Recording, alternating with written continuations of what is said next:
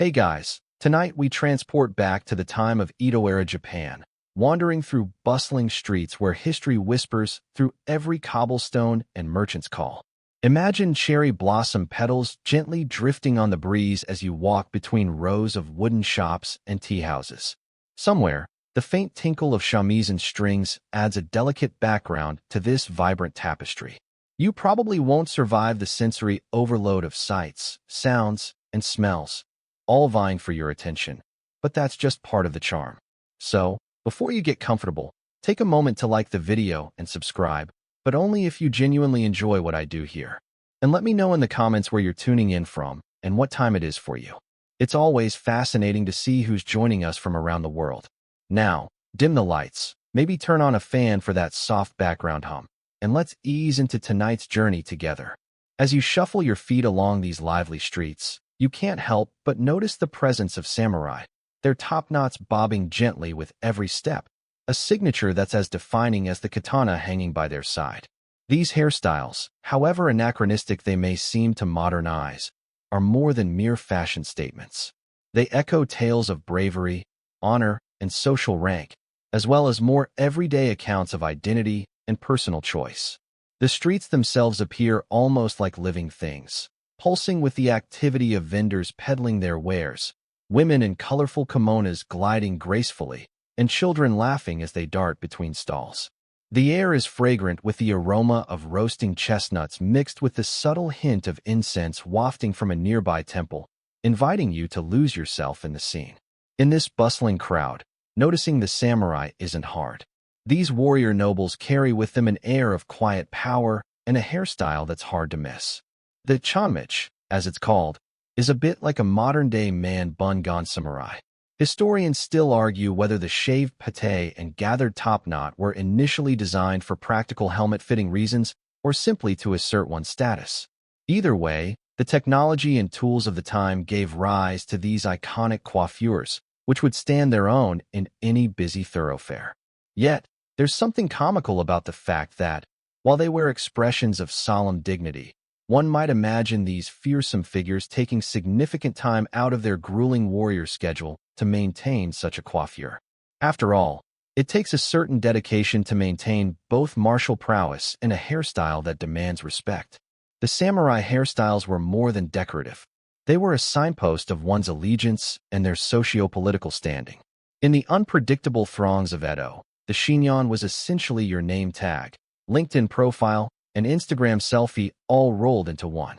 Whether it was inspired by some long-forgotten battle strategy or pure fashion innovation of the time, it became a rite of passage to master the art of hair as much as the art of war. Passing by a small bookstore whose wooden sign sways gently in the breeze, you can imagine that even in these scrolls and woodblock printed books, samurai hairstyles found their way into stories and folk tales. Perhaps the equivalent of celebrity gossip today. Who knew the impact a simple twist of hair could carry across an entire culture? Regulations outlined who could wear their hair certain ways, and attempts to defy these unspoken rules could transform a mundane haircut into a scandal. Let's not forget the lesser-known fact that hairdos were historically integrated with one's identity, to the point where punishment sometimes involved cutting off someone's hair as a way to strip them of their status. It's an interesting, albeit harrowing way to think about a bad hair day having very real, very permanent consequences. As you ponder these things, the street gets lively for a festival. Lanterns are being lit, and the shadows they cast mingle with the dimming twilight to create a dance of light and shadow across the walls. It's a scene that makes you pause to truly absorb how entwined every aspect of life, from the industry of the streets to the styles of one's hair, plays out in the theater of the everyday. Particularly engaging is the observation of the meticulous care invested in creating and sustaining these hairstyles. It's a humbling reminder that for the samurai, the day didn't begin until every strand was in its place, much like how no battle strategy could be executed without thorough preparation. From oils to combs, the samurai were nothing if not dedicated to their daily grooming, treating their coiffure with the same precision as the sharpening of their blades. As you find yourself lost wandering the streets lined with beautiful paper lanterns, the festival now in full swing, there's a peacefulness to be found even amongst the chaos. It's here, In this intersection of history and modern inquisitiveness, that the intricate elegance of the samurai's hairstyles holds its own. While these styles may seem like forgotten relics of the past, they embody a tradition that, much like the cherry blossoms floating around you, is transient, yet impossibly beautiful in its brief moment. Who knew that a stroll through Edo-era Japan could captivate the mind so thoroughly, bringing history to life with just a bit of imagination and a whole lot of curiosity? And if you start to feel the gentle tug of sleepiness brushing like a feather across your thoughts, let it lead you towards dreams of falling cherry blossoms, echoing with tales untold and paths unknown.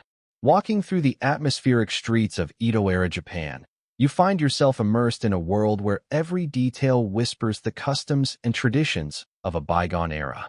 As you drift past bustling markets and serene tea houses, it becomes evident that this isn't just any period but an era marked by intricate social hierarchies, where even the way you wore your hair could be a symbol of your status, much more revealing than today's casual, disheveled buns or carefully styled bedhead. Imagine your ordinary day, starting with donning a hairstyle that signifies to everyone exactly who you are in society. Indeed, samurai society was a tapestry of elaborate customs, where power and prestige intertwined with every strand of hair. Yes, those meticulously styled top knots you picture when you think of a samurai were more than just scalp decor. They conveyed social rank and allegiance, hinting at whether the wearer was a seasoned warrior or just starting out as a mere page. It's like posting your CV on top of your head, ensuring everyone from friends to foes can read you at a glance. But make no mistake, this is serious business and as much a part of being samurai as wielding a katana. So, when you envision these hairstyles, think of them as the original LinkedIn profiles. They both network and narrate. A samurai's chanmage, or top knot, was an evolving badge, signaling his codes of conduct and his fealty towards his lord. Its sheer presence offered insights into rank. Were you among the elite, or did you have aspirations for greater prestige? Peeking into this world, you might see the rulers with their yakomage, a style denoting loyalty and bravery, a luscious top knot trained into a perfect crescent, arching like a proud mountain silhouetted against dawn. But it's not merely status intertwined in those coils. Historians still argue whether some styles functioned as tribal scribbles, displaying allegiances more overtly than a Facebook rant during election season. Did the position of a bon, or its lack thereof, really serve as a timeless symbol of authority, or was it just a convenient way to keep hair out of one's eyes mid-battle? The debate lingers like an unresolved plot twist in your favorite historical drama. Alongside these broader strokes of social painting, you encounter delightful oddities that populated the samurai's grooming habits. Did you know there was even a hairstyle called susumitamage, intended to replicate the look of traditional Japanese weaponry? Now, some of you might chuckle at the thought of styling hair to resemble arms, but think about it. Today's avant-garde catwalks serve stranger looks, and at least samurais didn't have to battle through a sea of face paint and feathers to express themselves. While you ponder over the practicality versus audacity of these choices, it's a gentle reminder. Even in serious samurai society, a touch of whimsical expression splayed across a sea of uniformity wasn't entirely uncommon. Curiously, hairstyles were also deeply woven into the vocational fabric of the samurai life. When you walked into a room, much like Sherlock Holmes deduces from a glance, a person could surmise quite a bit about who you were and what you were destined to be. Consider the Tanso Mage, reserved for the lowest hierarchies within warrior ranks, almost like wearing a trainee badge in a corporate setting today. Then, as one ascended the ranks, the hairstyles grew in complexity and prestige, a visual narrative of battles fought and honors earned. It's fascinating how much you could plot in the evolution of a single life through a samurai's mane. And before you start lamenting about the morning struggle with your hair, spare a thought for the Edo-era stylist. Those warriors couldn't just pop into a salon and say, "I'll have the usual," without the risk of miscommunicating their exact position on the social totem pole. Depending on the regional traditions and personal alignments, the styling framework might require hours of precise grooming and positioning. It's like choosing just the right Instagram filter, but for samurai, it was the art of life, or perhaps the slice of life. And it wasn't merely about wrapping hair and walking out to face the day. Amidst the larger societal context, this hairstyle hierarchy also demanded knowledge, poise, and a sense of personal identity. You carried your inner warrior not in your heart alone, but atop your head like a crown conquered and worn every day. Unlike today, when a trendy look might grab fleeting attention, for samurais, hairtails were woven deeply into the core of their universe, loudly proclaiming to all who sought to listen and understand the language of their locks. Even modern scholars find themselves enchanted by these styles, unraveling and piecing together how our ancestors communicated through minimalistic yet profound artistic endeavors. The samurai hairstyles didn't just tell you where someone fit in. They told the story of an entire society's values, beliefs, and unyielding honor. In a world that occasionally confuses busyness for value, the carefully combed silence of those samurai styles feels both oddly quaint and refreshingly profound. As you reflect on these historic headpieces, imagining yourself a silent observer in this symphony of societal orchestrations, it's tempting, under the gentle lull of past whispers, to let your mind weave its fantasies. Maybe you start to picture yourself walking alongside those warriors of old, head proudly adorned, and through the locks of history, find yourself giggling at the thought of modern hair trends being examined with the same gravitas in centuries to come. Because, as they say, from top knot to trends, it's all in the hair. Picture yourself wandering through the bustling streets of Edo-Era Japan, where every hair on a samurai's head tells a story steeped in tradition. You, dear viewer, are about to unravel the transformation of one historical feature that many of us hardly think twice about these days, the top knot. Yes, the centuries-old evolution of a hairstyle, an odyssey from wartime practicality to a symbol of prestige. In the early days of the samurai, the top knot, or mage, served a very practical purpose. Imagine the chaos of battle, with swords swinging left and right. A samurai needed something to keep his helmet in place without letting those extravagant wigs interfere. You wouldn't want a gust of wind whisking your hair into your sword sight lines during a clash, now would you? Thus, the top knot was born, primarily as a means of securing the helmet, ensuring the warrior could focus solely on dodging pointy things coming his way. As the years rolled on, much like the carriages bouncing on Edo's cobblestone streets, the mage began to reflect more than just a functional necessity. It became a marker of identity, something woven deeply into the societal fabric like those intricate kimonos you may have seen in anime. The samurai, known not only for their prowess but for their adherence to strict codes of honor and aesthetic, began stylizing these top knots into elaborate shapes. Battles became less frequent, and the martial top knot gracefully transitioned from its utilitarian roots to a signifier of one's rank and elegance. A high top knot might tell others, "I'm a general," while a more conservative style could whisper, "Just a humble foot soldier, ma'am." Historians still argue whether the burgeoning complexity of top knots was fueled by vanity or perhaps by an unspoken competition among samurai to one-up each other's flair for hair. Now, let's not underestimate the power of a good competition. If you've ever found yourself in the heat of battle during an office ugly sweater contest, you'd know looks do matter sometimes. But the shifting from function to fashion wasn't all Sotheby's auctions and red carpet glamour. You see, the cultural blossom that was Edo Japan cultivated an environment where the smallest aesthetic detail snowballed into profound social significance. Love that Netflix samurai series? Picture the actors, each conveying their character's arc even before uttering a single word, all through the twist of a top knot. Yet, amid this glamorous shift, there existed a peculiar season when Tokyo was more top knot than town. Historical fact. As part of a tax reform measure or a reflection of fluctuating fashion demand, some scholars propose the infamous shogun tax on hair wax.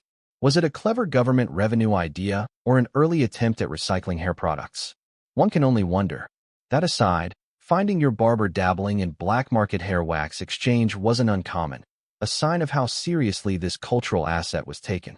Being a statement of identity, the evolution of the top knot also saw regional variations spring up across Japan's landscape.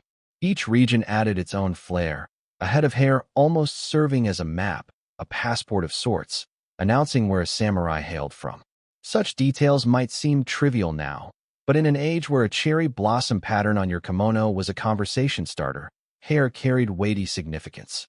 Remember, there was no Instagram to hashtag your location back then.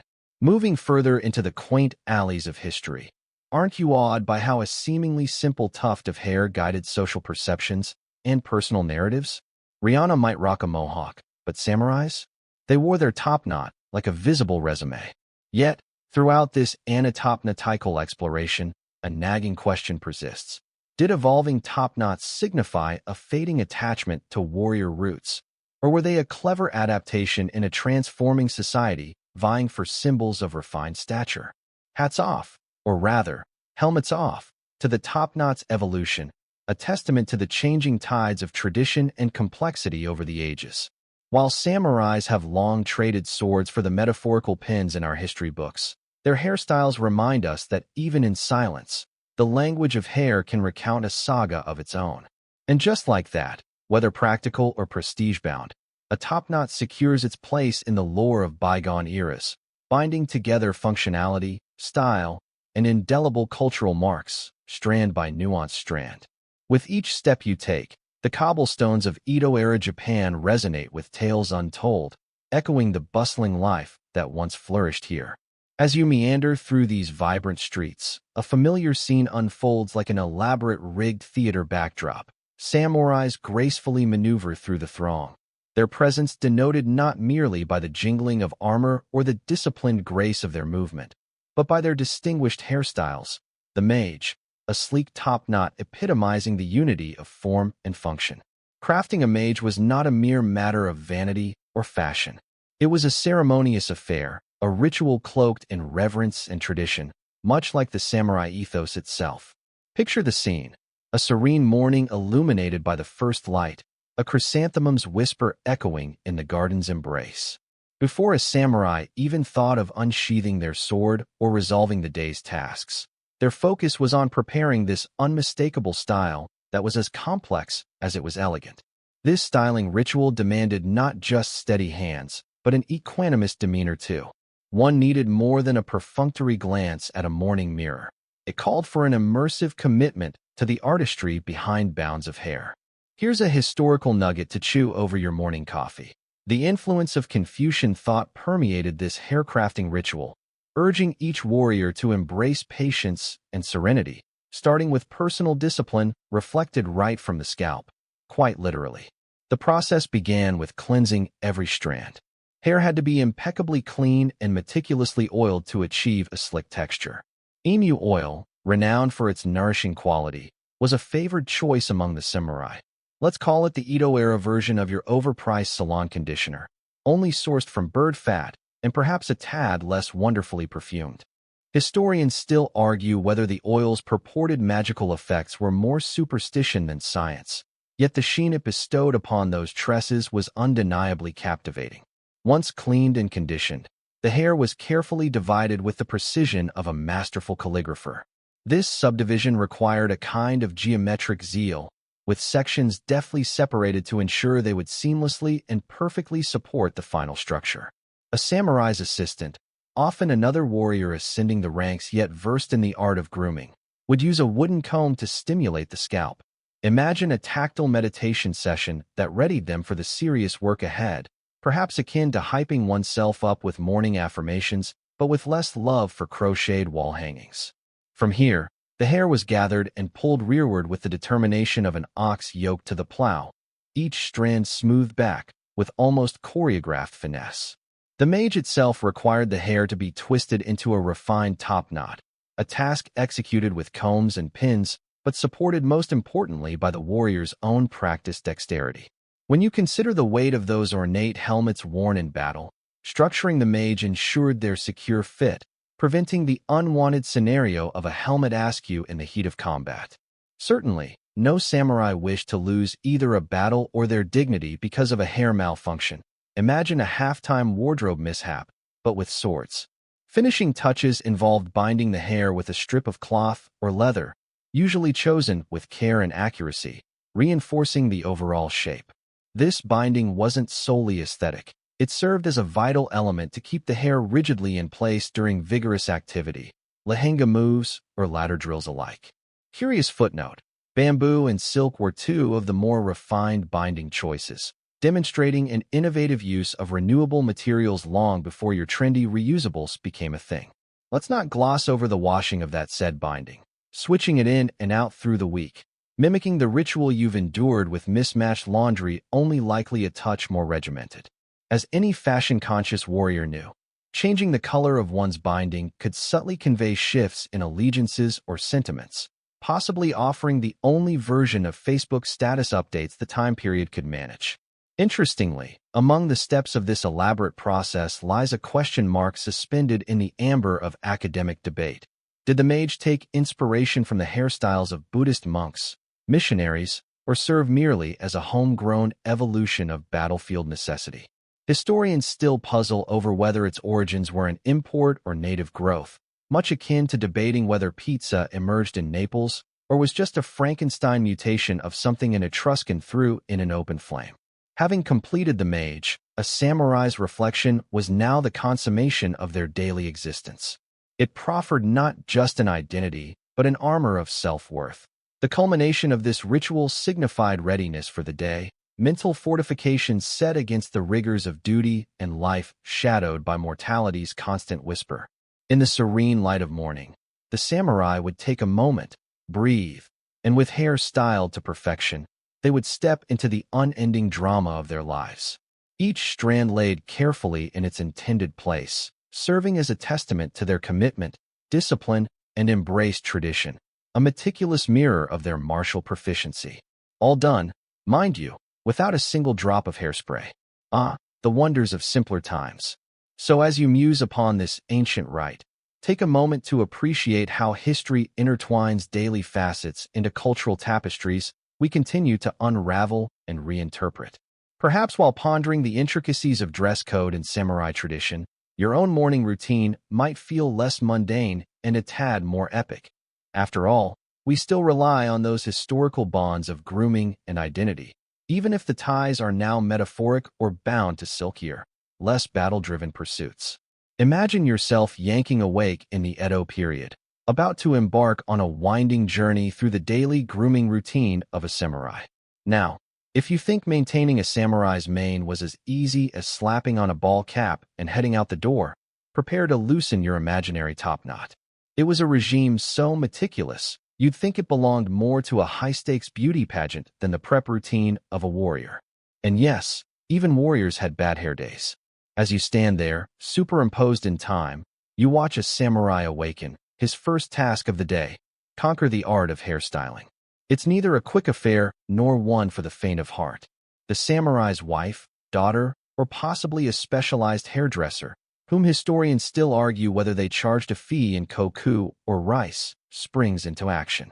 With dedicated serenity, they begin each morning, unraveling and then reconstructing a masterpiece that, frankly, could rival Mona Lisa's smile in its elusive perfection. Hair in this time is not just hair. It's an extension of one's soul, much like your favorite bizarre hat collection. The samurai's mage, their top knot, demanded a ritualistic level of care and upkeep, akin to a serious relationship. This hairstyle wasn't only about looking splendid for the garden strolls and occasional sword duels. It signified honor and social standing, all without Instagram to flaunt it.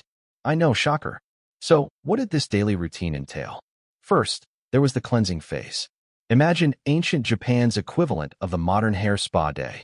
Instead of lavender-scented shampoos, samurais opted for rice bran water, a multitasking liquid also used for washing faces, ensuring each strand was meticulously cleaned. Is rice brewed hair purifiers a potential DIY nightmare? Perhaps, but for the Edo samurai, such details had profound significance. Next, out comes the tsuge, a boxwood comb revered more than your mystery bobby pin collection. Boxwood was cherished not because it matched the dining room furniture exquisitely, but due to its ability to reduce static and breakage. A gentle comb-through was essential. No warrior desired to confront foes with a less-than-dapper hair day. At this point, you might wonder if there's a comedic play performed over tea breaks mocking a samurai with unruly locks. Oh, and let's not forget the fun part: oil application. Camellia oil, known today for making modern hair commercials all the more magnificent, served as the hair serum of choice. Glossy and envy-inducing, it also kept the hair in place, important when you're slicing through life's metaphorical and literal combats. Finally, the centerpiece, the styling of the top knot. Every twist and tuck of the hair alludes to a complex tapestry of identity. Whether the samurai wore a chanmage or a ginkgo leaf-shaped top knot, it reflected their clan, rank, or recent fashion inclinations. Sometimes a warrior's life might indirectly depend on this sartorial expression after all. If you're dodging a conflict, looking poised could just give you the upper hand. Each style variation tells different stories, like how your sock collection ranges from stripes to sushi patterns. Through this process, the samurai was, in essence, armoring themselves with cultural significance. Now, if you're drawing comparisons between your shampoo-less Thursday hair and the samurai way of life, remember this. Samurais faced countless enemies without the modern luxury of rapid dry hair towels or leave-in conditioners. Historians still argue whether some secretly pined for an easier routine. An underappreciated challenge of samurai life, indeed.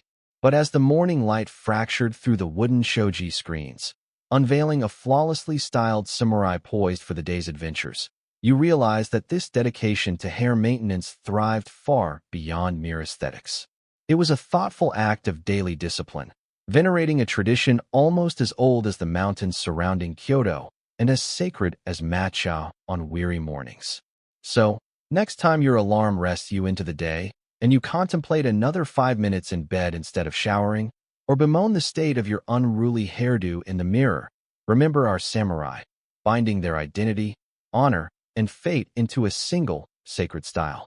And maybe, just maybe, you'll feel inspired to reach for the comb, or at least inspired enough not to wear mismatched socks, social horrors of a very different time. And just like that, amidst the rhythmic clatter of the city, where samurai trade secrets of swordplay and split ends, your timeless morning tale of dedication, identity, and the art of maintenance concludes. Neatly, beautifully, like the perfect top knot sealed with precision and a little dollop of camellia oil. Tread lightly now, as we delve into the magnificent realm of samurai hairstyling, teetering on the razor's edge between meticulous artistry and plain old daily maintenance. Picture this. You're in Edo-era Japan, the sweeping streets filled with the chattering of merchants, the deliberate strides of the samurai, and the occasional whiff of grilled street food that's about as traditional as anything else in this buzzing metropolis. Amidst all this sensory delight, a crucial detail goes unnoticed by many. It's not just the swagger of the samurai or the gleam of their swords. It's the finely wrought intricacies of their hairstyles that truly steal the show. These styles are not just happenstance creations, but curated masterpieces, brought to life by all the right implements. And trust me, once you unveil the tools of their trade, you might just appreciate the samurai coiffure with a newfound reverence. Start with the comb, an instrument that may sound humdrum but was, in fact, a pivotal asset in the hairstyle armory. These were no ordinary combs. Made of finely carved wood or tortoiseshell, they were as much a status symbol as a piece of artwork. You can almost hear the artisans behind these combs sighing from centuries past, annoyed by the rather mundane function of their crafts. Historians regale tales of unique comb shapes that fit different grooming needs and styles, a reflection of individuality and personal taste. Indeed, rumor has it that a well-made samurai comb could even comb away one's worries, if only temporarily. Now, let's talk about hair oil, the silent but essential partner of all things hair. Camellia oil was the secret elixir used by samurais to achieve that perfect sheen and maintain the shape of their coiffures. Think of it as the coconut oil's cooler, distant Japanese cousin, lending its gloss to ensure that every strand fell just so. Stubborn hairs be darned. Without it, hair was but a dull canvas. Yet, historians still argue whether the camellia oil was applied to mask less than pleasant odors or whether it held a place of reverence in its own right. Regardless, it shared in the creation of the illustrious silhouette, marrying style and olfactory appeal. Hairpins completed this trifecta of tools, seemingly benign, yet absolutely critical to the defiance of gravity that many samurai hairstyles achieved. These slender, often ornately decorated slivers of metal or wood kept everything in place. Because nothing screams, not quite the fearsome warrior, like a top knot tumbling mid-battle, exposing unkempt locks. Plus, on occasion, they served a more pragmatic purpose, doubling as handy mini-weapons. One can imagine a samurai's pupils narrowing as an adversary approaches, reaching for what seems to be a mere hairpin, unleashing a stealthy, albeit stylish, counterattack. Embraces aside, some still contest whether the more decorative hairpins spoke to vanity or functional embellishment. Of course, we can't just appreciate these implements without acknowledging the hands that wielded them. Often, it was the family's most dexterous member or even a trusted retainer who mastered the art of the samurai coif. A steady hand, a sharp eye, and a dash of artistic flair combined into a virtual salon experience of the Edo period. And you thought your last barber visit was a lengthy affair. Amid the rustle of robes and the fine mist of oil being delicately massaged into hair, there was also an opportunity for bonding, a shared ritual wrapped in strands of hair and tradition. In this world-soaked dimension of detail, quirks abounded too. There's the amusing anecdote of the samurai who insisted that his hairstyle was best set by moonlight, a claim delightfully enshrined or perhaps fabricated by those who seek whimsy in their historic recountings. And yet, these little stories are the fraying threads that bring history to life, inviting us to ponder. Did they appreciate the quiet meditation of grooming, or was it a cumbersome chore done under duress?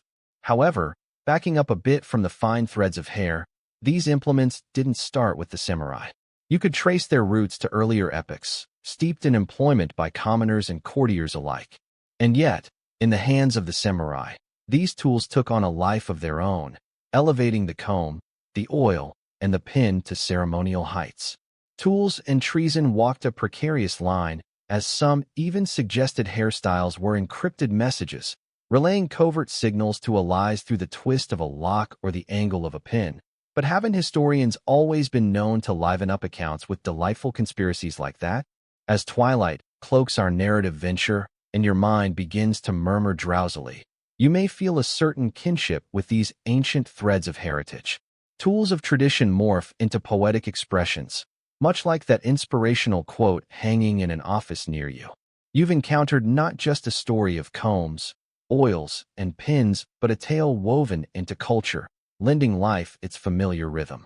So here you are, strands of history combed through, liberated into a charming narrative of the past. Can you hear it?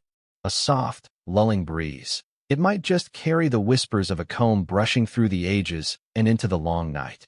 As you meander through the grand, echoing halls of Edo period Japanese courts, imagine the sound of quiet, yet meaningful conversations carefully wrapped in dense layers of political intrigue. Here, every whisper could be more explosive than any tempestuous bout of swordplay. This is a world where a single strand of misplaced hair might signify an allegiance or a rebellion.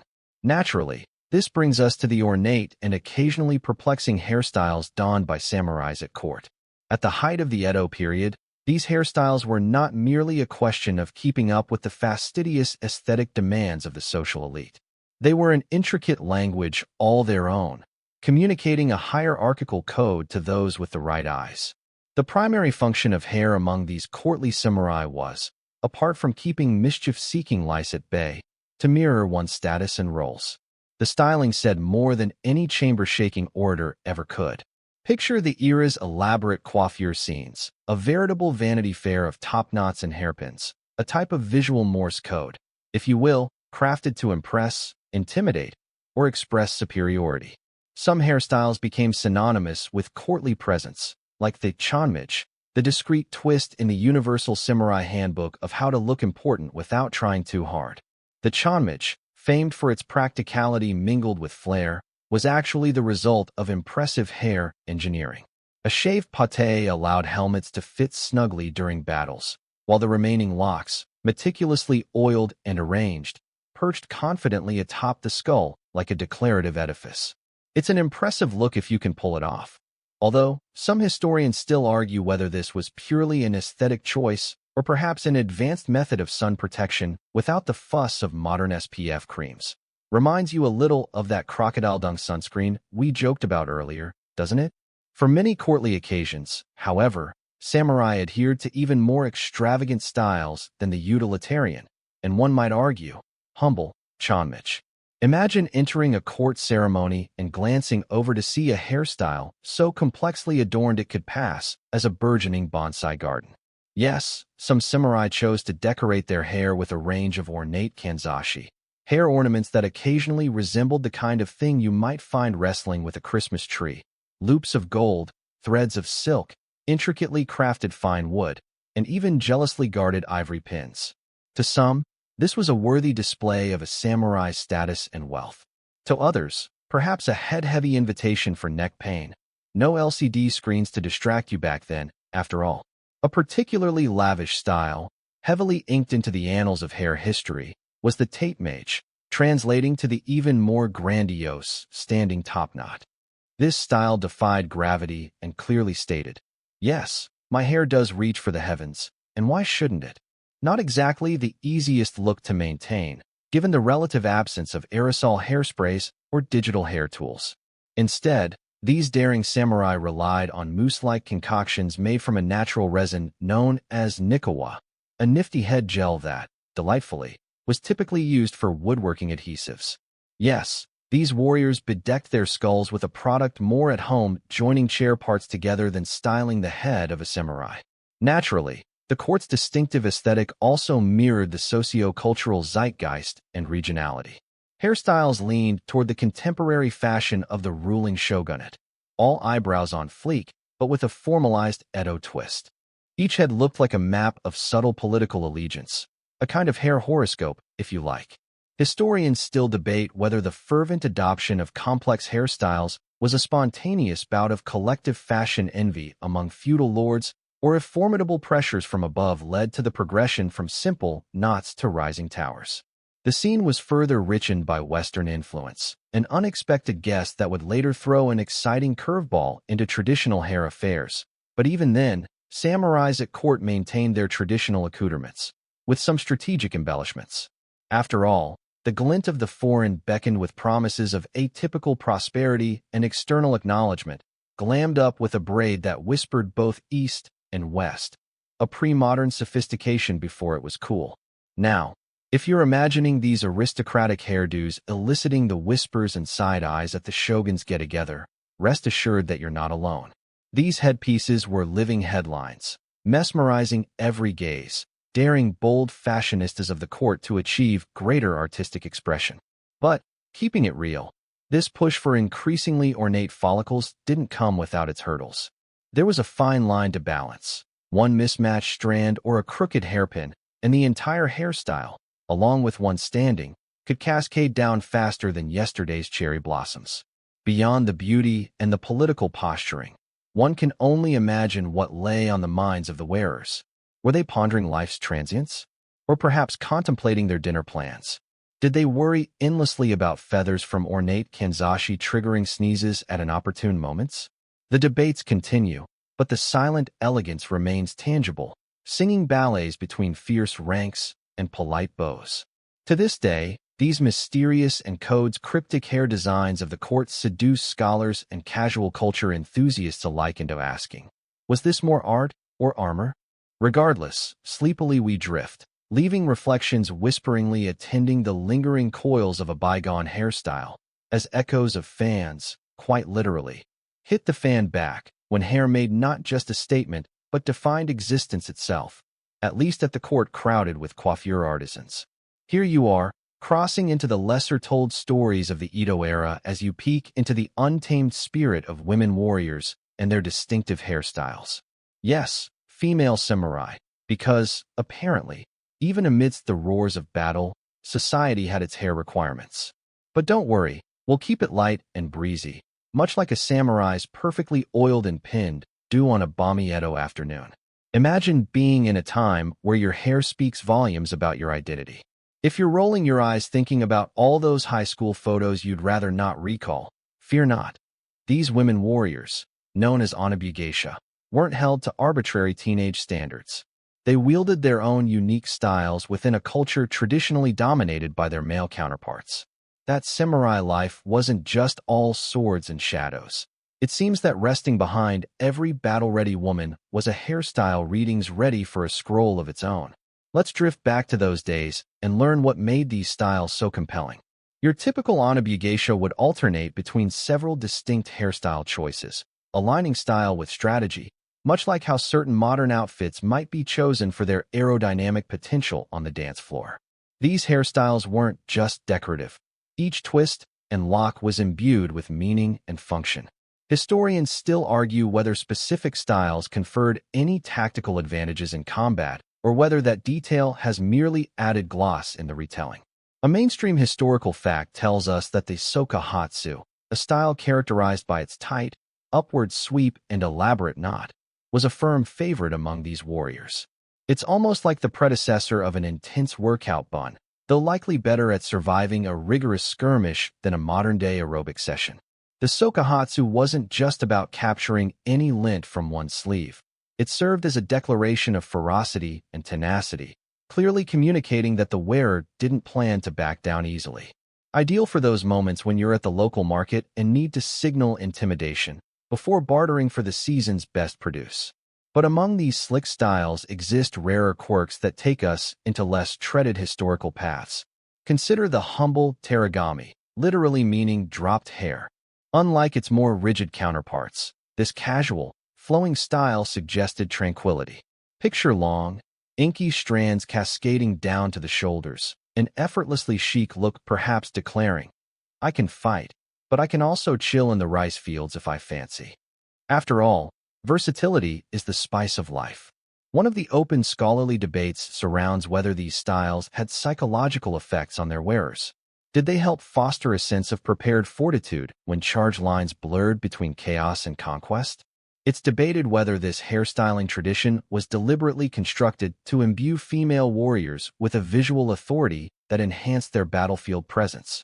Honestly, it feels a bit like the age-old question: do you don your gym attire in preparation for an enlightening yoga session, or was it always just coffee-ready loungewear? We may never know for certain. However, the impact of these styles stretched beyond the confines of battlefield valor. They intertwined with rituals, identities, and the cosmic tapestry of socio-cultural symbolism. Remember when we discussed about how hairstyles at court mirrored status and roles? For the Anabu geisha, these styles marked societal acceptance and assertiveness within a rigidly hierarchical order.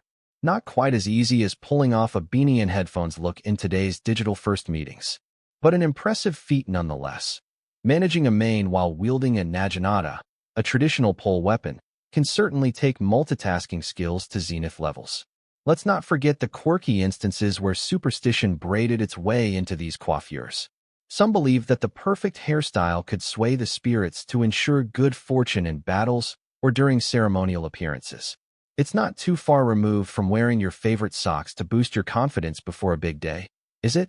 And weaving hair with prayers would certainly offer comfort amid bouts of dubious instability.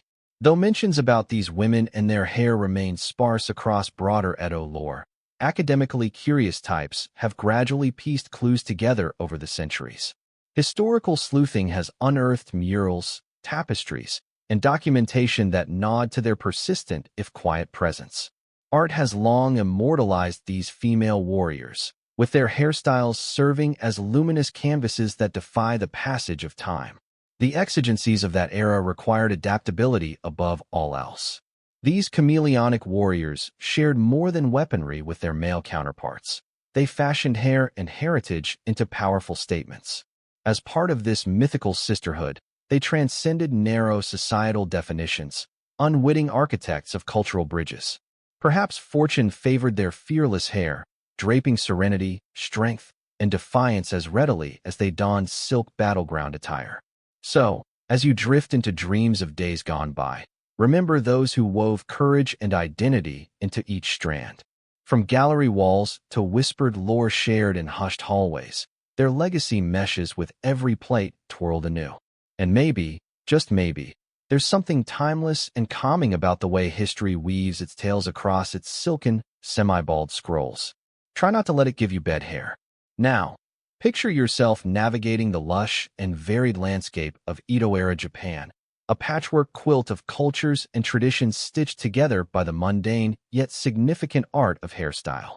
You'd be forgiven for thinking that every region was a tale of its own, much like a family reunion where each cousin has a unique flair or a peculiar knack for dance. Hairstyles, you see, weren't just about looking good while wielding a katana. They were statements of regional pride, tradition, and an outlet for creative exploration. Imagine the bustling streets of Kyoto, the center of cultural refinement and home to the delicate chanmage variations. These hairstyles epitomized grace and simplicity, reflecting the elegant aesthetic embraced by the region's elites. Envision the subtle nuances in hair architecture, designed to mimic natural elements like flowing streams or willow branches. Historians still argue whether Japanese stylists were the world's first environmental artists. After all, sustainable is just recycling your top knot for the emperor's tea ceremony. However, venture north to the snowy relics of Hokkaido, and you're met with a different picture: function over form.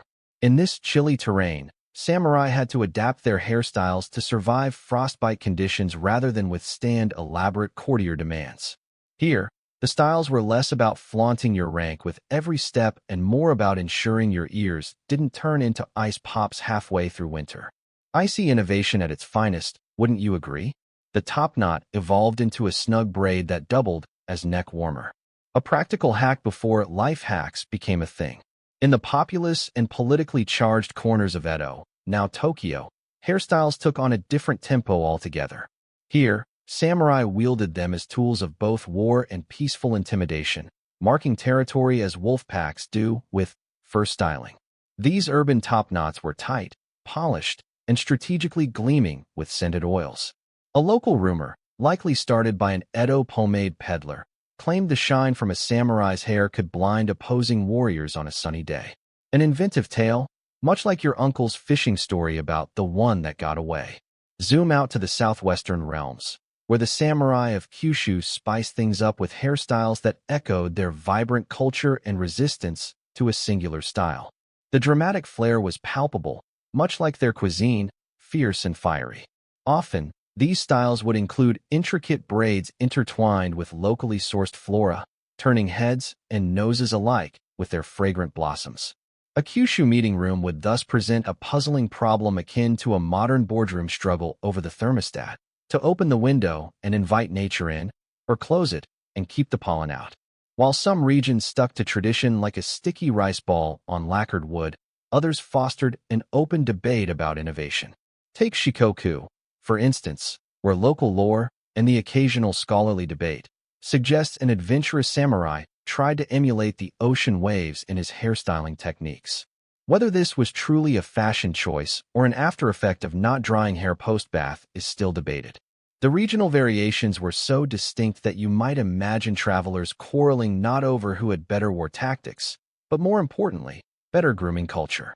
Our final scenic pause whisks you away to Honshu's western reaches, where hairstyles bore an artistic fusion of mainland influences and island creativity. It's here whispers from tradesmen and itinerant monk antiquarians claim a particular shade of hair oil was known as kamikaze's breath. Infused with sacred herbs and maybe just a pinch of marketing hyperbole, this potion was said to protect samurai not only from evil spirits, but also unworthy suitors at matchmaking events. Think of it as a precursor to the modern prophylactic, keeping unwanted mishaps at bay while upping your charm quotient. These regional peculiarities did more than make for lively dinner conversations. They fostered a competitive atmosphere where even hairstyles served as battlegrounds for cultural supremacy. The amalgamation of these regional influences, along with technological advancements and experimental whims, culminated in an era where samurais used their heads quite literally, not just to embody the aesthetic tastes of their homelands, but to integrate and innovate in unexpected ways. It wasn't always about breaking with tradition, as much as it was expanding upon it, much like transforming your grandmother's vintage recipe into a Michelin-starred showstopper. Yet, like with all great tales of innovation, this variety of styles sometimes offered more challenges than solutions. A samurai residing at the border of two regions? He might experience, say, the medieval equivalent of the mullet, all business in front, but culturally inappropriate back home. They'd need a deft stylist, one skilled in the art of diplomatic top-knot translations, to ensure that whatever hairstyle they strutted around with didn't unintentionally support the wrong prefecture. In the end, no matter the region or style, these diverse hair designs say more about the society that bore them than any history book could. They speak of a Japan that thrived on diversity, cherishing the interplay of tradition and innovation, much like trying to brew a perfect cup of matcha, equal parts inherited ceremony and personal touch. So, next time you encounter a well-coiffed samurai in an ukiyo-e print or spot a chanmage striding through a historical film in gleaming authenticity, remember the underlying complexity and perhaps the intriguing regional banter wrapped up tight in that iconic knot. In this sleepy stroll through the swirling history of style and culture, you find yourself lingering on the threshold of tradition and change. Picture yourself as a samurai, your reflection wavering in Japan's gently flowing Kyoto River, your top knot perfectly placed, a symbol of a bygone era. Then, as Western ships poke their noses into Japanese harbors, your hair, like the nation around you, stands on the precipice of transformation. Once upon a time, in a world now layered under centuries of silk and stardust, the samurai's top knot was more than just a style choice. It was a statement, a glistening crown worn with pride and fierce identity. And yet, like all things solid and stable, even the top knot is not immune to the mischievous winds of change. As you stand there, you begin to hear the faint whispers of Western influence drifting over the waters, murmuring promises, or perhaps threats, of modernization. It's the 19th century, and the dainty fingers of international touch are already ruffling the feathers of the ancient Edo society.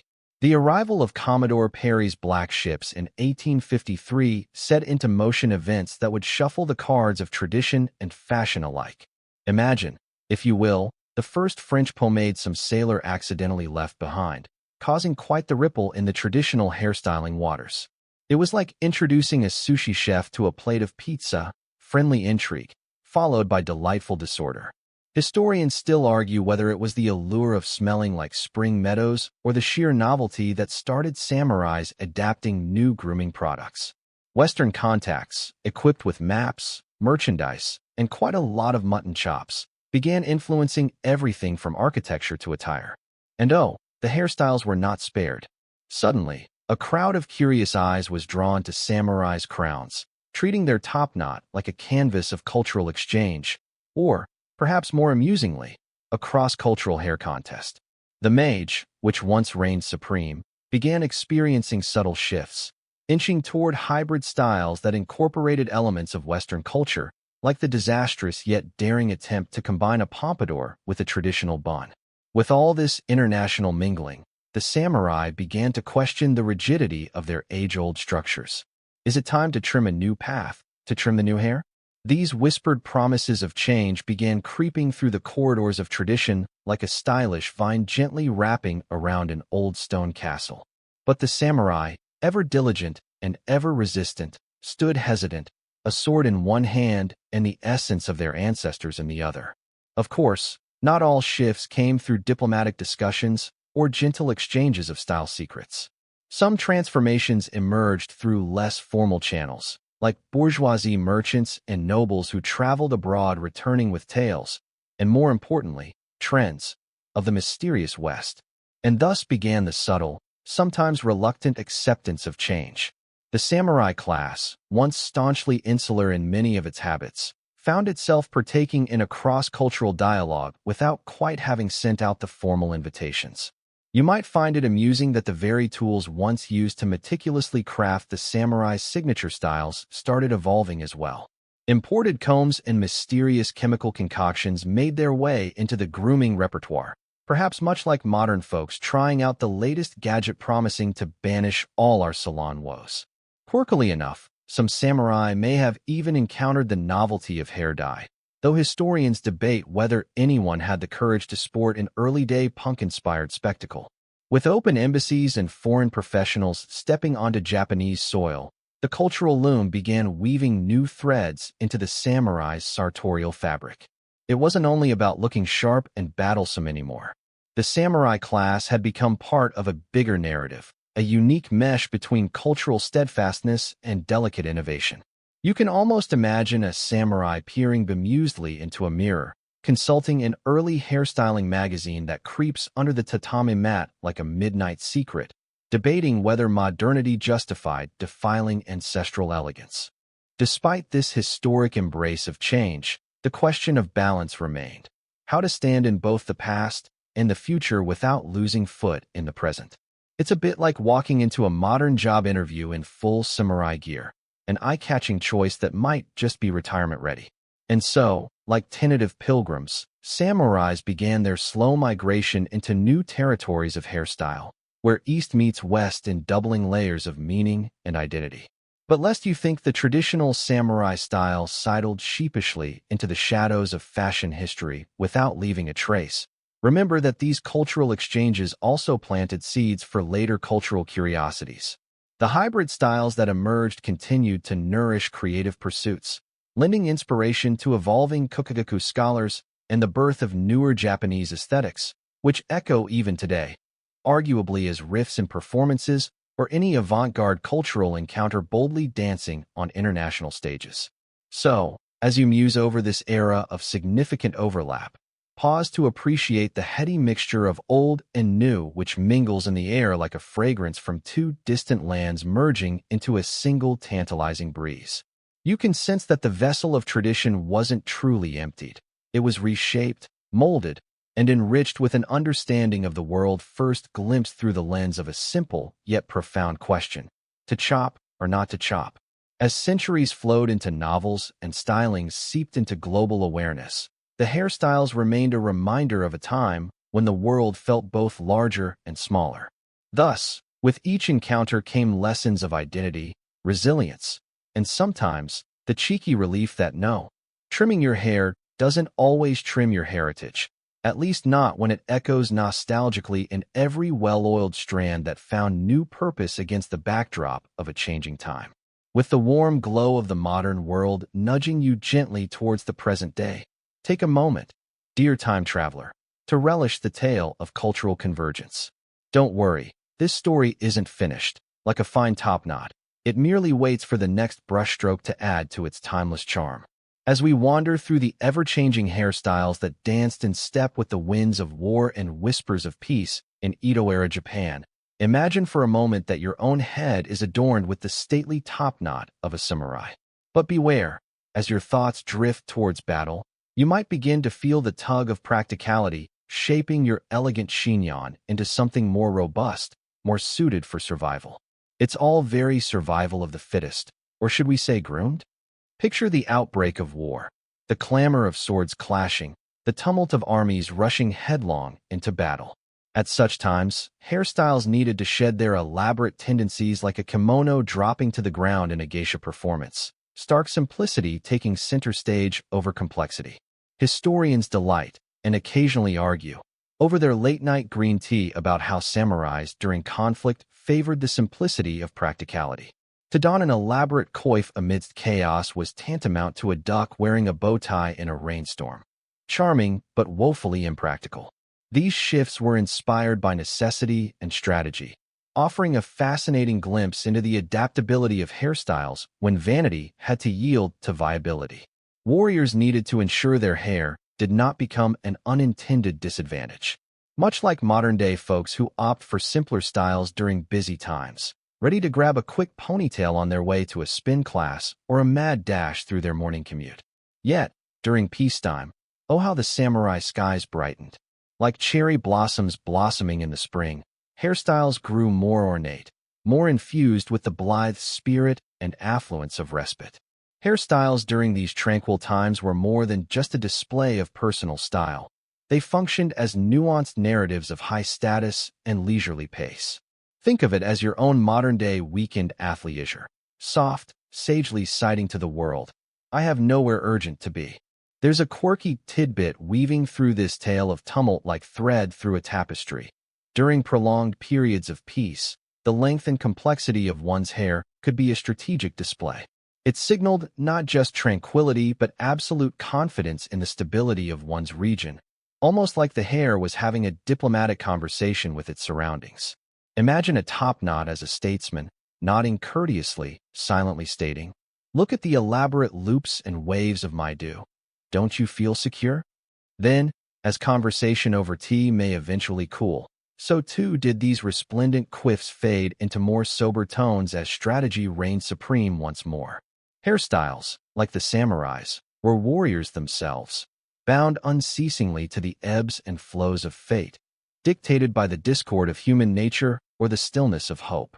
In the end, whether ornamented to draw eyes in peaceful soirees or stripped to essentials for combat readiness, the samurai's hair was a canvas painted with the hues of their time. And there we leave it, a stylish standoff between necessity and extravagance, an insight into how something as seemingly frivolous as a hairstyle could wield power and convey so much in an era where every detail spoke volumes. But that's another story steeped deep in the strands of history's locks. Could there be anything more delightfully complex, yet profoundly straightforward? As the pages of time turn, so too do the chapters in the history of the samurai, those iconic warriors of Japan whose prowess and presence dominated the Edo era. But, like all good things, including that dreaded long-forgotten pile of laundry in the corner of your room, this too had to end. The decline of the samurai class brought about not only a shift in power dynamics, but also in the delicate art of hairstyling that was as synonymous with the warriors as their katanas. Imagine strolling down a bustling Edo-era street, only to feel a palpable change in the air as you near the end of this unique epic. The long-standing authority of the samurai, once as assured as Mount Fuji's shadow, began to wane as Japan opened up to the world and the Meiji Restoration stepped confidently onto the stage. This transformative period was marked by a dramatic shift from centuries of isolation to an eager embrace of Western innovations. With this, the samurai faced the ultimate existential crisis. What happens when you're no longer at the top of the societal food chain?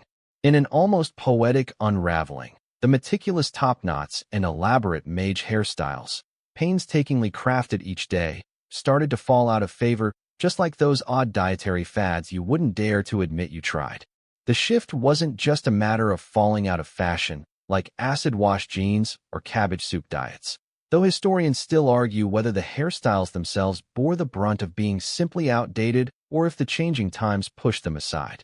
Whatever the reason, the elaborate samurai hairstyles began an inexorable march towards obsolescence. Now, let's address the elephant in the room, or maybe the samurai in the small top knot. You see, the society that had once revered the samurai class found itself undergoing introspection and reformation. Samurai were not only warriors, but also custodians of a very particular lifestyle. As Japan's social and political landscapes transformed, the necessity for such staunch keepers of tradition became superfluous, somewhat akin to owning an old VCR when streaming services are the rage. During this decline, some samurai realized they needed to adapt or perish along with their archaic hairstyles, which now seemed more at home in a museum exhibit than on the bustling streets of a modernizing Japan.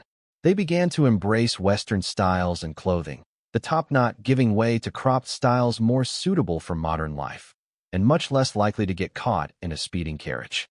The Reformation era saw many young samurai adopting such progressive looks as short, combed styles, taking cues from the Westerners they were now rubbing shoulders with.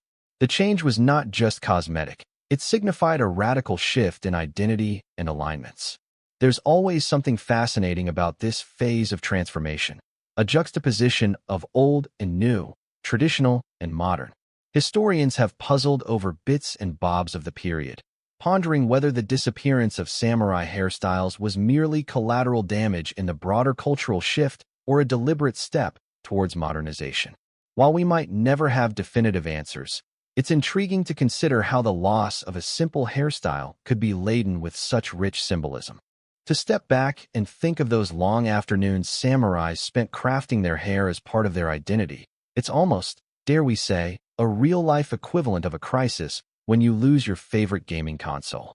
At this point, there's a bittersweet realization that no amount of hair wax could prepare them for the tide of change lapping at their get-a-clad feet. Despite this seemingly irreversible decline, a quirky tidbit pops up. Even as the traditional samurai class faded, some individuals refused to let go of the old ways.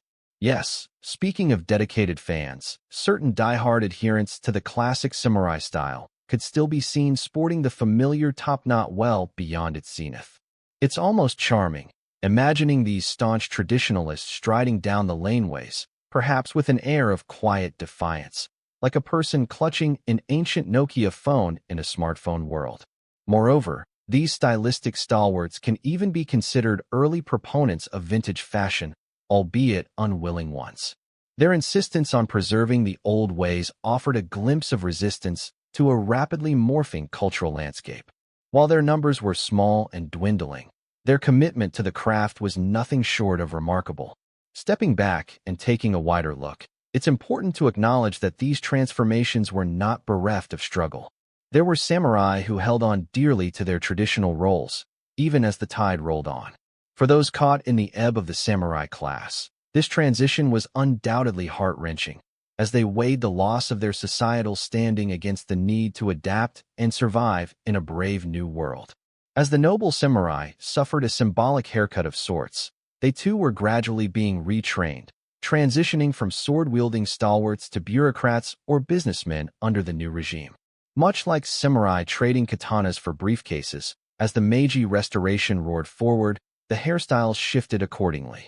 Thus, the noble samurai hairstyle inevitably became a relic of a bygone era, a cherished ancestral photo album gathering dust at the back of a forgotten cupboard. The hair, once coiled and sculpted into elegant shapes, came to symbolize an illustrious past, but also an inescapably bygone era. The actors of the Edo theater had left the stage, making way for modern influences and contemporary expressions.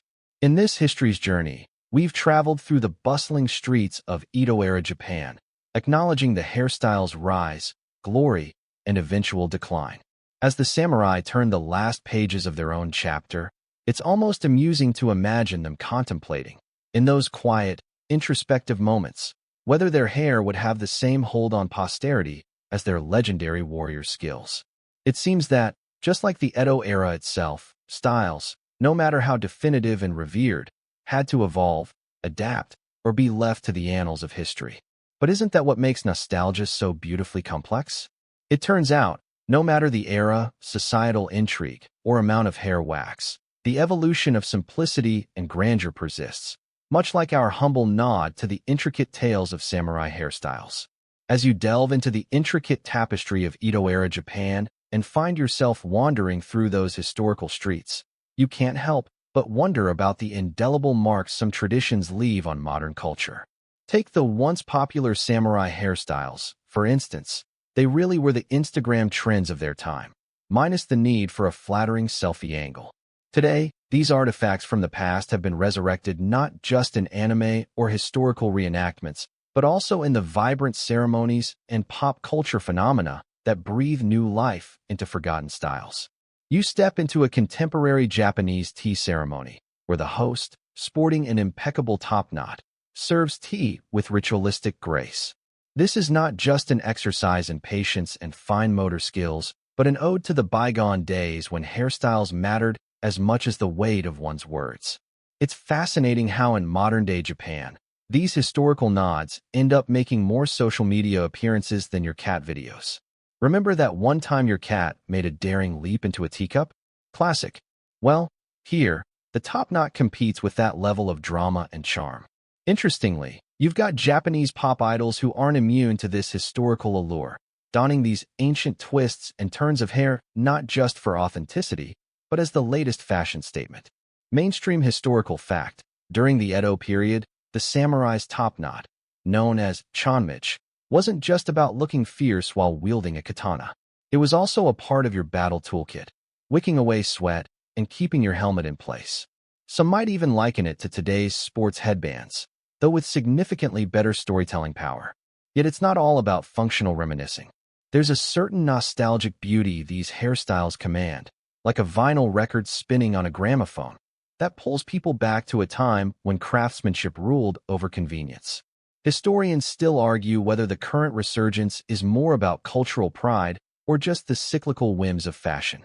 Do people really love samurai hairstyles, or do they just enjoy the idea of looking like an extra from a Kurosawa film? It's an open question, much like whether anyone genuinely enjoys those kale smoothies, or if they just like showing off how healthy their lifestyle appears. Now, let's switch to a quirky tidbit you might not stumble upon too often. Did you know that in certain traditional festivals, these hairstyles take on a life of their own? Some ceremonies have been known to host competitions to see who can create the most historically accurate chanmich. Imagine that. An event where scrutiny is focused on how closely one's hair mimics ancient aesthetics, rather than who has the biggest hairdo. It's essentially historical cosplay, pushing makeup and movie prosthetics aside to reveal the raw, follicular truth. In many ways, these resurrected hairstyles serve as invisible time machines. They transport their wearers and admirers alike to an era marked as much by war as artistry. Consider how these styles echo beyond Japanese borders in global pop culture. The samurai's visage has long been a staple. Think comic books, films, and video games, where heroes don armor and every strand of hair screams, "I mean business." If only your morning hair could confidently say the same. The resurgence also brings about a curious juxtaposition between modern technology and ancient craftsmanship. Yes, we're talking about the fascinating scene of someone using a high-resolution YouTube tutorial to nail a hairstyle from 400 years ago. It's an exercise in balance, like appreciating the simplicity of a haiku while typing it out on a state-of-the-art laptop. What's even more enchanting is how these hairstyles are adapted for contemporary ceremonies.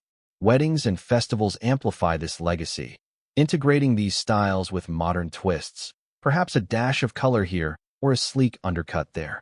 While your own hairstyle ventures might involve simple choices between messy and messier, these samurai-inspired looks lean on meticulous execution.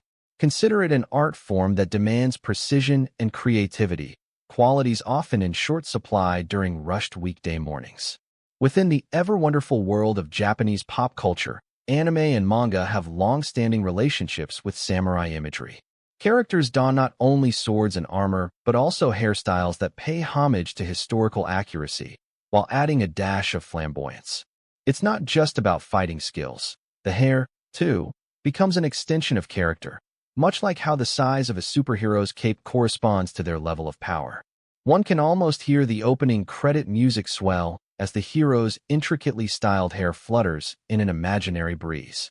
These soft echoes of bygone elegance inspire not just admiration but introspection, asking us to contemplate what we choose to carry forward from our pasts. What other relics will make a comeback next? Perhaps we'll all be sporting powdered wigs at some point, though hopefully with a little less of the old-timey lice problem. The samurai hairstyles remind us that legacies are not static relics in a dusty attic, but living stories whispered through each intricate curl, twist, and knot. As you soak in this reflection, reclining in your cozy nook of history, you find yourself content with letting some traditions resurface. From the gossamer layers of ceremonial kimonos to the carefully crafted mage, these fragments of the past weave themselves into our present, inviting a quiet pause that is as calming as the gentle rustle of bamboo in a Kyoto breeze. So, next time you spot a samurai hairstyle making a cameo in a music video or animation, take a moment to appreciate not just the aesthetic beauty, but the rich historical narratives entwined within. It's a subtle reminder that amidst the hustle and bustle of modern life, you can always tie your hair back, step into a different era, and, for just a moment, become timeless. As you cozy up to explore the world of forgotten samurai hairstyles, perhaps from your favorite recliner or that spot on the couch that's just the perfect mix of cushion and creakiness, let's venture into the realm of media. Popcorn ready? As the lights dim in our hypothetical Edo-era theater, imagine warriors of the past, captured in the flickering glow of film and the imaginative strokes of literature. It's no surprise that samurai hairstyles find a robust afterlife in cinematic artistry and pages of novels, breathing life into history in ways museums with their "don't touch" signs could only dream of.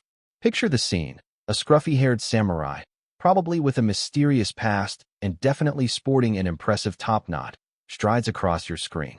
His hair, meticulously styled, speaks volumes before his sword even thinks about leaving its sheath. The art of hairstyling in media isn't just about looking cool, although let's be honest, a perfectly sculpted top knot does scream, "I'm in charge here."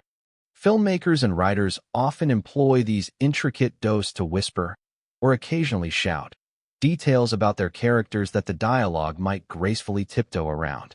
A disheveled style could imply a rogue samurai, perhaps one with a haunted past and an allergy to hair gel. But beyond mere aesthetics, there's a fascinating game of historical telephone happening. Modern audiences gulp down visual storytelling as eagerly as a samurai might quaff a bowl of sake, perhaps to steady the nerves before battle or face the wrath of an unruly mane. The hairstyles presented in films like Akira Kurosawa's Seven Samurai have become visual shorthand, instantly connecting us to the class and honor, or dishonor, of these stoic figures. These films serve as cultural bridges, letting us travel back through time via a stylish escalator of hair care trends. Yet, historians still argue whether the hairstyles depicted in media truly capture the essence of these historical icons, or if they've been subjected to a touch of artistic license. Think of it as the CGI of historical accuracy. Some films take liberties, either enhancing the drama with exaggerated styles or simplifying them for practical filming needs. After all, those intricate top knots require more than a mere quick trim, please, from the neighborhood barber. Meanwhile, in the literary world, samurai and their hair often serve as metaphors for internal struggles and evolving identities. When an author chooses the particular twist and turn of a character's coif, it's like equipping them with a silent monologue, a sartorial soliloquy, if you will. Remember the moment Frodo turned to Sam and said, "I can't carry the ring, but I can wax poetic about your hairstyle?" Oh wait, wrong epic. But the sentiment stands. Hair in these tales isn't just keratin, it's character development. Off-screen and off the page, the media's portrayal of samurai hairstyles waltzes into the local mall with a vengeance, inspiring fashion designers and runway shows. For those whose idea of a fashion statement is wearing socks with sandals, it might be intriguing to note how hairstyles 5 centuries old could influence the hottest trends. Who knew the top knot had a sibling rivalry with more modern man buns? Yet, let's not kid ourselves. Not every young soul attempting a samurai-inspired look outside of Yoyogi Park nails the vibe. Sometimes it feels less revered warrior and more accidental bird's nest. Still, watching these attempts reminds us of the enduring connection between past and present, of how something as simple as a hairstyle can tie or untie us to our collective human journey. It becomes a dialogue, a finely braided extension, if you will, between centuries, crossing the boundaries of culture and time, all starting from the modest top of the head. Moreover, amidst the silent language that films and literature have crafted around samurai hairstyles, there's a quirky piece of history to chew on. Some samurai were known to use pine resin to maintain their glossy top knots. Imagine pitching that in a shampoo ad today. Our product, pine-scented, battle-tested, and forest-approved. So, grab another handful of popcorn, or perhaps sushi if you're feeling thematic, and continue to peep through the looking glass of media at how these ancient styles have been reimagined. Each strand of hair weaves together tales of honor, rebellion, and, at times, a tangled mess that even the most ninja-like flea wouldn't dare to nap in. As we conclude this cinematic journey, remember how the essence of a samurai survives not just through their tales of valor, but through the quiet, deliberate flair they carried atop their heads. Even if historians deliberate about the precise accuracy of these media portrayals, the impact is undeniable. We stand here, modern spectators, mesmerized by flickering screens and pages, gently ushered into the past on the waves of hairstyles that once signaled who lived by the sword or whose heart made them collapse dramatically onto their tatami mat. So, as your eyelids gently grow heavy with the weight of history, remember that the art of hairstyling is much more than vanity. It's an enduring dialogue across time. As you drift back to those bustling streets of Edo-Era Japan, you find yourself enveloped in a world where hairstyles spoke louder than words. Picture the careful choreographies of hairstyling that unfolded daily, like a delicate dance performed on the rooftops of identity, allegiance, and silent societal status. These hairstyles were not merely strands of hair coaxed into place, but intricate emblems that the samurai wore as proudly as their gleaming armor. The very top knots and folds, now lost to time, once played pivotal roles in the social tapestries of an era long past. Imagine the grace they exuded, each curve and tuck whispering tales of prestige or battle prowess. A little historical fact for you to swirl around. In those times, the art of hairstyling was so esteemed that it was often left to specialized artisans or family members with skilled hands. You might chuckle thinking about the modern parallels, the painstaking hours we spend on YouTube tutorials trying to emulate a 5-minute bun tutorial. Back then, though, it was social survival wrapped in silk and pinned with honor. Yet, here we are, at a unique intersection, where fact and forgotten flair braid together in a soft symphony of nostalgia. An oddity emerges from the fringes of history. It was believed that keeping one's hair neat and styled in the samurai fashion enhanced mental clarity. A curious superstition, don't you think? Or perhaps a clever psychological trick to keep the warriors battle-ready. Now, historians debate whether these styles were truly messages of power or simply a way to keep cool under helmets. Do they side with practicality or symbolism? Do we ever really solve such lovely mysteries? Or do we let them hang in inconclusive elegance like an unfinished sonnet? One wonders. Today, as you listen, your mind sifts through these dusky memories of finery and discipline, of a time when a hairstyle was as much a part of one's lineage as the family crest it bore. The samurai's coiffure, a manifest epitome of discipline, is both the literal and metaphorical crowning glory. Imagine the solemn dedication they embraced, as caring for their coiffures surely demanded as much patience and mastery as wielding their swords. Amidst this reflection, consider the wistful elegance of it all, like a forgotten melody that hums at the edge of consciousness. These hairstyles, sepia-toned in memory, still float, ghost-like, among the strands of time, nudging us to pause and ponder. They bear witness to both the grandeur and the humility of an age where every strand of hair had its place, its purpose, its story. With that, we let these ancestral echoes settle into silence, granting them a moment's peace as we shuffle back and forth in the busyness of modern life. As you drift into the last light of our journey, let the clatter of wooden sandals on stone pavements and the rustle of silk robes in the Edo wind remind you of the gentle artistry that once was. Now, gradually, we slow our pace. We take comfort in the forgotten elegance that lulls us into this moment of gentle reflection. Like waves washing onto the shore, the imagery fades softly, top knots and sleek tresses unraveling into the ether. The connections between eras, people, and even ourselves unwind, leaving threads to be picked up at one's leisure. Reassuring warmth envelopes you as the world dims to a softer hue.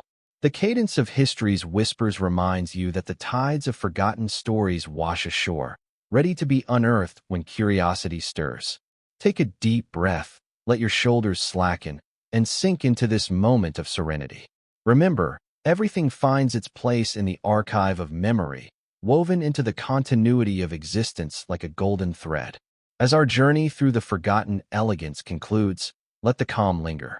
The essence of samurai styles, the grace, the discipline, wafts gently into the tranquil corners of your mind. Revel in the echo of bygone days, allowing it to comfort you. Like a lullaby sung in a language you know only in dreams, its melody wrapping around your consciousness like a protective shroud. With a whisper softer than the wind, we close this chapter, silently awaiting the stories yet to be whispered and the melodies yet to be sung into the fabric of time.